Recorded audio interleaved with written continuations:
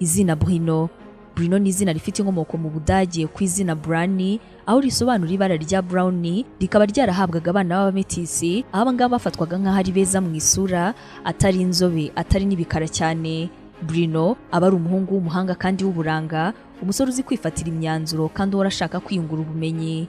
Arangwa n'ibikorwa by'uwo muntu, akaba yitangira abandi ndetse akanafasha umwitabaje wese, kubera gukundwa cyane aho ari usanga atazi icyo gukora, maze ibyo ngibyo bigatuma kenshi akora ibintu bitari mu nyungu ze kugira ngo akomeze arwane kuri cya gikundiro. Ni umusore ufite rukuruzi ku buryo akurura buri muntu wese ahuye nawe, akamenya kuvuga neza cyane kandi akabasha kwemeza abantu bose ari kubwira. Usanga ahorana isura ikeye, akiyitaho cyane, benshi rero bakaba bamuzi nk'umusore w'umusirimu. Bruno akunda abantu ariko kandi akigiramo akantu k'isoni no kwiyemera, ku buryo nanone umuntu aba atazi neza ngo Bruno ni muntu ki, bitewe n'uburyo kenshi akunze kubura uko yitwara.